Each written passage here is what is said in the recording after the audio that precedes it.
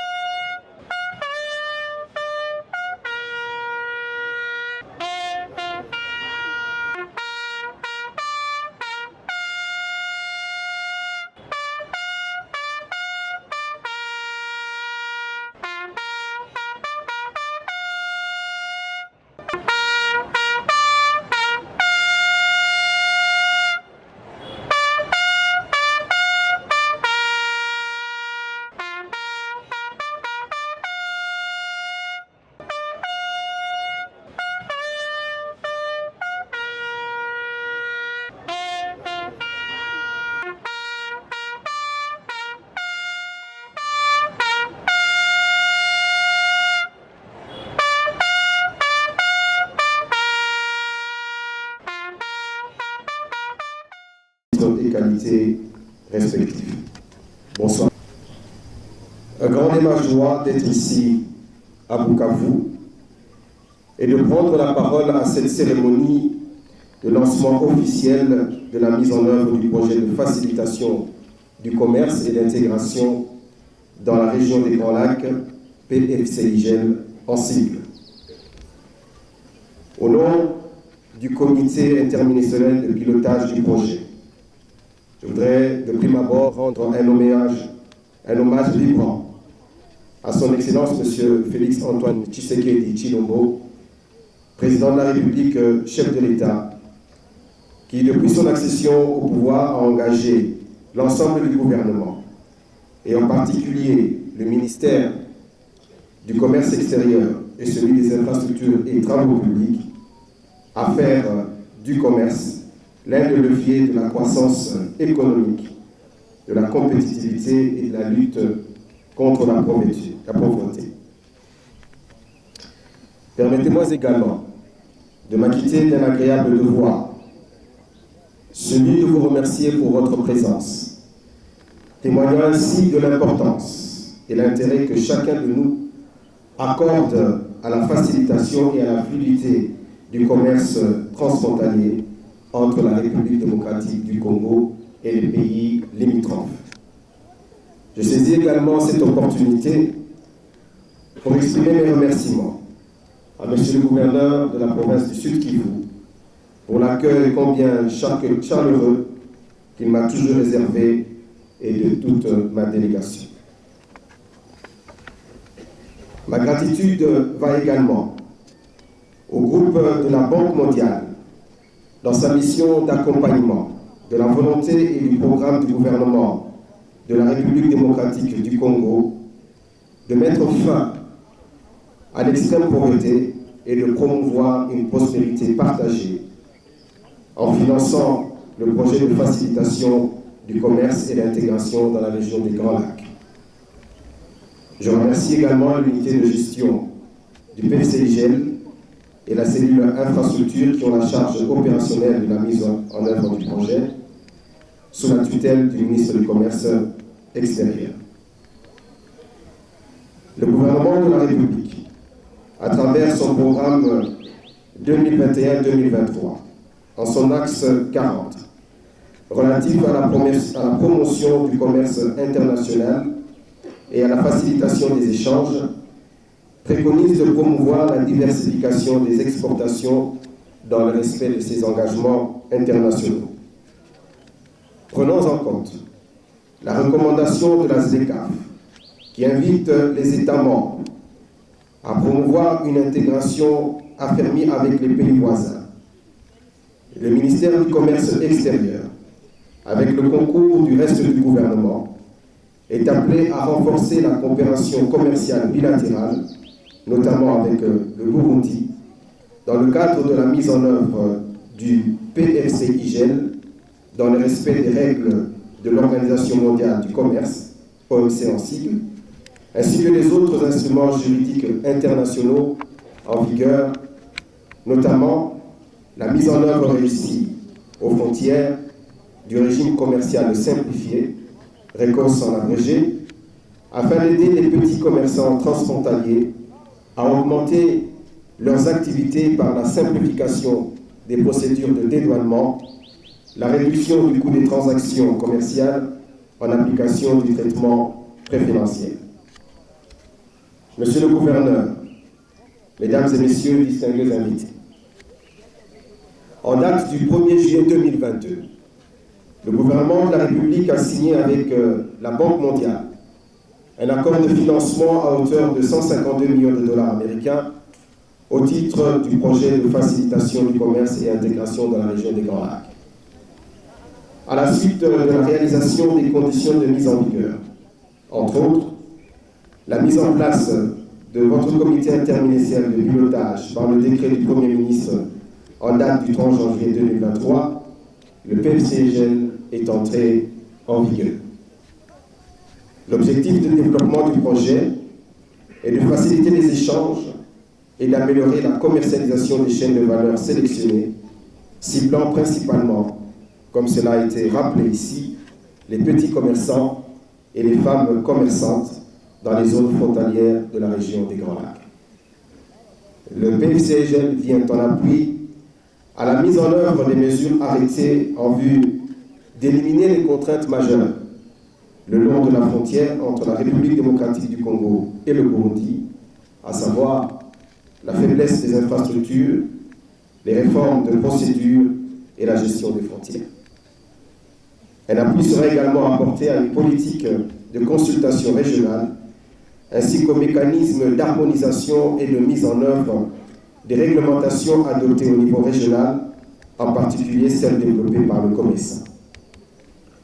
Le PFCIGEL donnera suite aux activités du PFCIGEL dont nous avons clôturé la dernière composante par le lancement des travaux de construction des infrastructures frontalières au niveau de la petite barrière de Goma.